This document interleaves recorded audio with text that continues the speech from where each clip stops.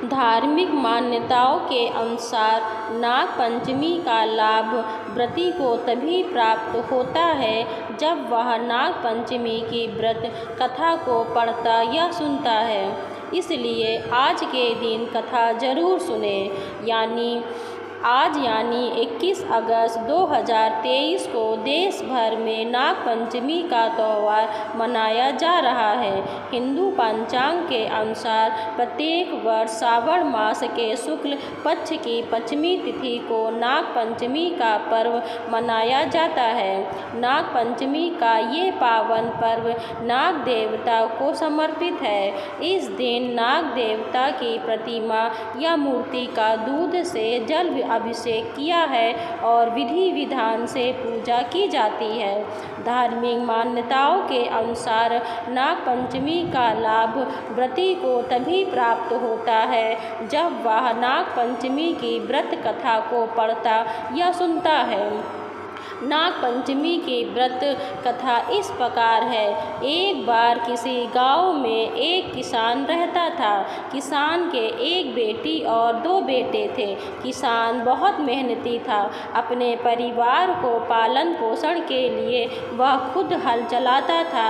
एक दिन हल जोतते हुए किसान ने गलती से एक नागिन के अंडों को कुचल दिया और सभी अंडे नष्ट हो गए। नागिन खेत में नहीं थी। जब वह लौटी तो बहुत गुस्सा हुई और उसने बदला लेने की ठान ली। नागिन ने कुछ ही समय बाद किसान के बेटे को डस लिया, जिससे दोनों की मौत हो गई। नागिन किसान की बेटी को भी डसना चाहती थी, लेकिन वो घर पर नहीं थी।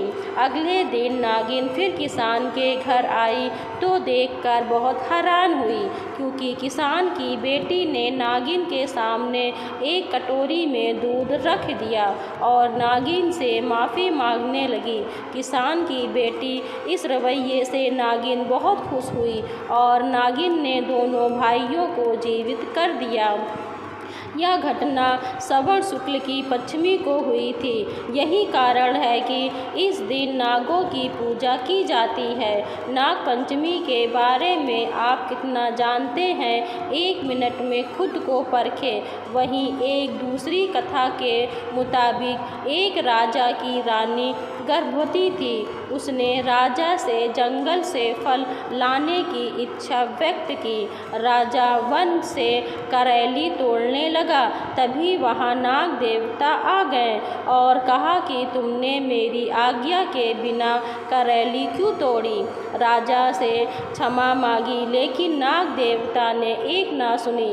राजा ने नाग देवता से कहा कि मैंने रानी को वचन दिया है, इसलिए वो करेली को घर ले जाना चाहते हैं। नाग देवता ने कहा ठीक है, ले जाओ, लेकिन इसके बदले में तुम्हें अपनी पहली संतान मुझे देनी पड़ेगी। राजा को कुछ समय में नहीं आया कि क्या करे। राजा ने वचन दे दिया और घर आ गया। घर आकर राजा ने रानी को सारी बात बताई। रानी ने एक बेटे और एक बेटी को जन्म दिया। कुछ ही दिनों में नाग राजा के घर संतान लेने पहुंचा। राजा ने कहा कि पहली संतान लड़की हुई थी, लड़की के मुंडन के बाद आना, तभी दूंगा। राजा की बात मानकर नाग वहां से चला गया। नाग फिर आया। राजा ने नाग को कहा कि शादी के बाद आना, लेकिन नाग ने सोचा कि शादी के बाद तो पिता का पुत्री पर कोई अधिकार ही नहीं रहता। इसलिए नाग ने लड़की को उठा ले जाने की योजना बनाई।